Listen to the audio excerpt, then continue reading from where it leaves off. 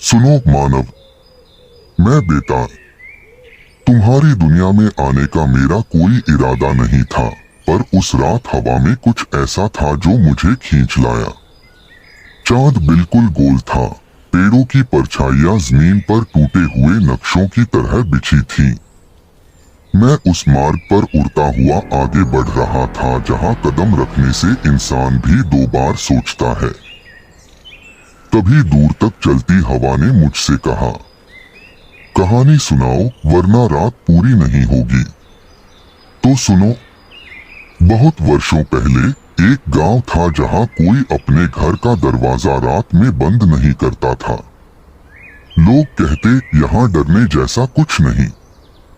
लेकिन हर तीसरे दिन किसी एक घर से एक चीज गायब हो जाती, ना धन ना आभूषण बल्कि यादें। हाँ, यादें। लोग उठकर कहते कल क्या हुआ था, और उनकी आंखें खाली दिखाई देती।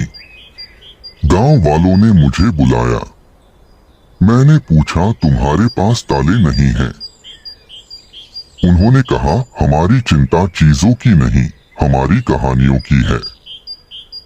मैंने उस गांव की हवा को सूंघा।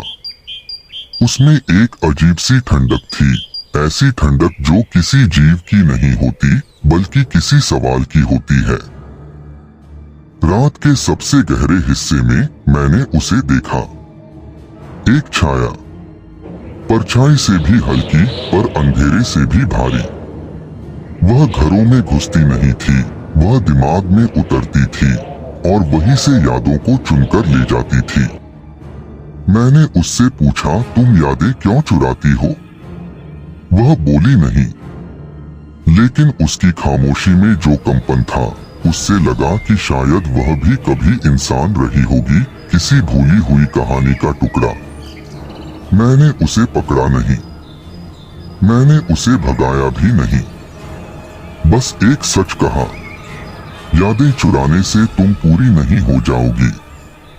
किसी और की कहानी तुम्हारी कहानी नहीं बनती।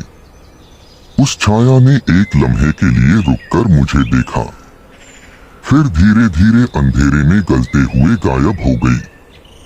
उसके बाद गांव में फिर कभी कोई याद नहीं चुराई गई। और जानो यह कहानी क्यों याद है?